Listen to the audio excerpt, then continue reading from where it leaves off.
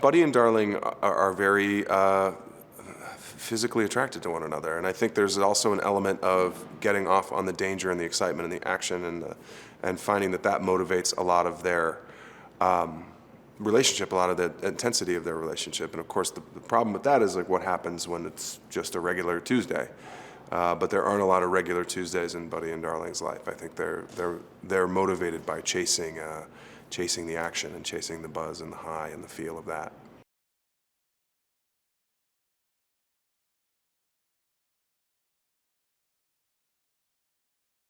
Baby's connection with the music in the film is an interesting thing. It's almost like an oral POV, like you're hearing music through the movie through Baby's ears almost. That's the best way I think I can describe it. But it's what kind of drives him to be as successful as a driver as he is.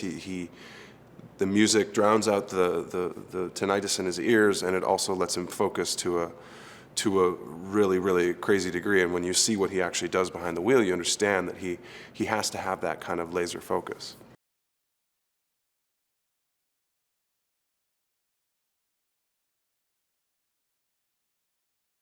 The soundtrack of the film is obviously very integral to it. Edgar wrote the movie to the soundtrack, essentially, and very much directed a lot of the action sequences to the soundtrack. They were choreographed. We had them playing on set or in our ears when we were shooting guns and closing doors, and everything had to be precise. And it serves to, I think, sort of elevate the film in a way to this kind of very, if you're paying attention, you'll get a lot more out of it than just a car chase.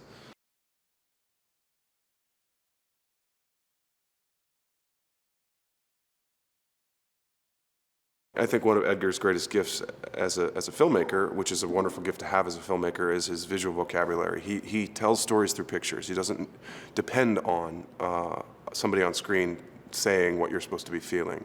He can show you if a character is feeling lonely, he'll put that character in a wide frame, sitting very, very small in the frame, and you'll get a sense of, just from the visual aspect of it, what you're meant to feel. And he can tell stories very economically and elegantly that way, and he also uses that to great humor.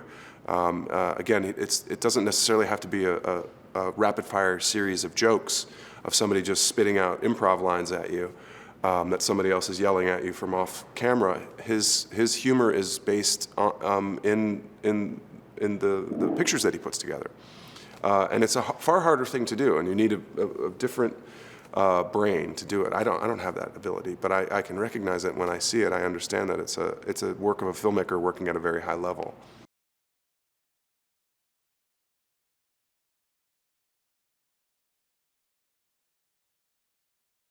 There's an element of escapism, I think, still to people that want to go to the movies. I certainly think you see it in certain genres of popular movies or studio films or what have you, wide release pictures. But I think that this is appealing on a little bit of a different level, because I think it's actually appealing to people who like action films, for one, which is a large segment of the movie-going population. But I also think there's a couple other levels, as I mentioned earlier. There's an artistry and a subtlety to the film that I think will appeal to people who are kind of film geeks. The music is a huge part of the appeal of the film. It's got a phenomenal soundtrack that's different. It's not just a rehash of the 5 pop songs that you've heard all summer, or one song that they wrote for the movie. Oh my gosh, you won't believe it. It's all sort of vintage tracks that Edgar handpicked that are really neat.